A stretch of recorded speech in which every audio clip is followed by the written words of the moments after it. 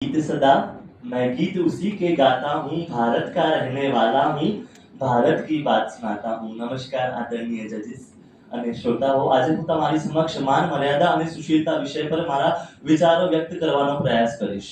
માન મર્યાદા અને સુશીલતા કેટલા અઘરા શબ્દો છે ને? ના, સાંભળવા કે બોલવા અઘરા નથી, પણ તેનું આચરણ કરવું અઘરું લાગી રહ્યું છે. અને આ માન મર્યાદા અને સુશીલતાને ભારતીય સંસ્કૃતિનો પાયો કહેવામાં આવ્યો છે.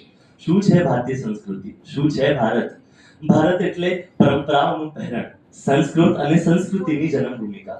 ભારત એટલે અસ્તિત્વના ગૂઢ રહસ્યોને ઉકેલવાની સૃષ્ટિની એકમાત્ર લિપિ.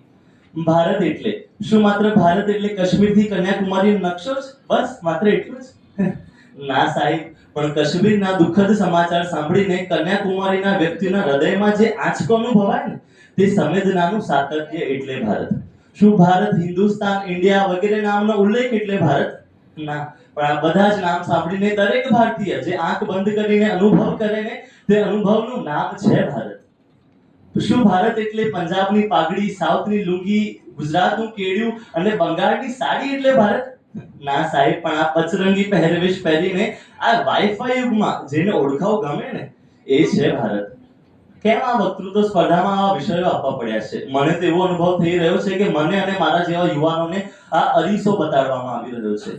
સૂરજ નથી કહેવું પડતું કે તું પ્રકાશ આપ, પાણીને નથી કહેવું પડતું કે તું પ્યાસ બુઝાડ, પણ આજે માણસને કહેવું પડે છે કે ભાઈ તું માણસાઈ રાખ. આજે માણસને કહેવું પડે છે કે તું માન રાખ, તું મર્યાદા રાખ. એટલે આવા વિષયો આપવા પડ્યા છે. તો ચલો માનને માન આપીને માન શબ્દથી જ શરૂઆત કરીએ. What is the definition of માન? શું કહી શકીએ માનને? શું કોઈની નકલ કરીને માન આપી શકાય? શું કોઈને જોઈને માન આપી શકાય? ના, આ તો હૃદય પર આધારિત ભાવના છે. એક આજકાલનો યુવાન તો give respect and take respect ના સૂત્ર પર માન આપે છે. જો મને માન આપશો તો જ હું માન આપીશ. એક ફેમિલી કોર્ટના જજ છે બીડી સોની સાહેબ, ખૂબ જ પ્રતિષ્ઠિત જજ છે. એમણે 30,000 જેટલા ફેમિલી ડિસ્પ્યુટ્સ એમને સાંભળ્યા છે અને તેમનો સમાધાન આપ્યો છે. એમનાથી પૂછવામાં આવ્યું કે what is the common reason of the family disputes? એમણે કહ્યું the level of tolerance and the level of acceptance has gone down to a zero level. આજકાલ મને મારી ભૂલ સ્વીકારવાની વૃત્તિ જ નથી. આજકાલનો યુવા કયા એટીટ્યુડથી જીવન જીવે છે? જો બકા મારી ભૂલ હોય ને, તું મને જાહેરમાં લાફો મારી દેજે, પણ જો મારી ભૂલ ના હોય ને, બે નખ લગભગ ભેગા કરી દેશે કે આટલું પણ નહીં સાંભળું. આ એટીટ્યુડથી આજનો યુવા જીવન જીવી રહ્યો છે. શું એ શ્લોક પણ સાંભળીએ છે, યત્ર નાર્યસ્તુ પૂજતે રમન્તે તત્ર દેવતે. જ્યાં નારીની પૂજા થાય છે ત્યાં દેવતાઓનો વાસ થાય છે. એ જ નારી જે મારા ઘરે બેઠી છે ને, એની મારાથી પૂજા નથી થતી, એની મારાથી રિસ્પેક્ટ નથી થતી. મમ્મી તને ન ખબર પડે, કેટલું આસાનીથી આપણે બોલી દઈએ છીએ ને, પણ જ્યારે આપણે નાના હતા ને ત્યારે આપણી તોતલી ભાષા માત્ર એને જ ખબર પડતી હતી.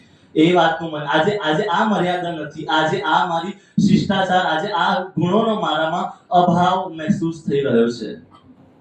કેટલું આસાનીથી કે તમે અમારા માટે કર્યું જ શું છે? જેટલું એમણે કર્યું છે ને એટલું 1% પણ હું એમના માટે નથી કરી શકતો. મેં ખૂબ જ સુંદર એક વાત સાંભળી કે ઉંબરાની 4 દેવીઓ હોય છે, પત્ની, દીકરી, બેન અને માં. એ ઉંબરાની 4 દેવીઓની જ્યાં સુધી આપણે ઇજ્જત નહીં કરીએ ને, એ ડુંગરાની દેવીને આપણે કેટલી પણ ચાદરો ચડાવી દઈએ એ મહત્વની નથી. એ ઉંબરાની દેવીની મને ઇજ્જત કરવી પડશે.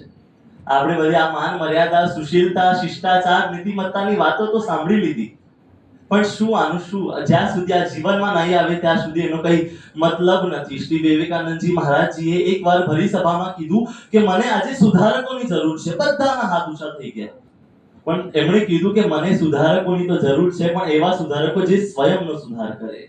બધાના જ હાથ નીચે થઈ ગયા. આજે મને સ્વયંનો સુધાર કરવાની જરૂર છે. મેં ખૂબ જ એક સુંદર લાઈન સાંભળી કે ખુદાને ઓળખ્યો જ નહીં તો ખુદાઈ ક્યાંથી લાવશો?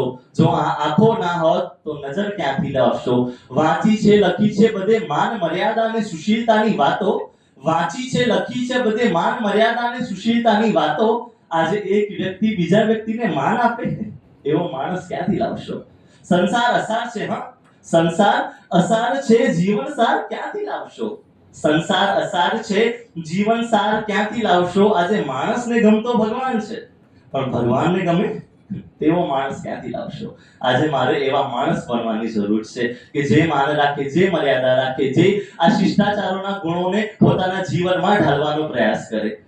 એ જ હું મારી વાણીના અહીંયા જ વિરામ આપીશ અને જે પણ મારા બોલવામાં કંઈ ભૂલ થઈ ગઈ હોય તો તમારું બાળક સમજીને માફ કરી દેજો.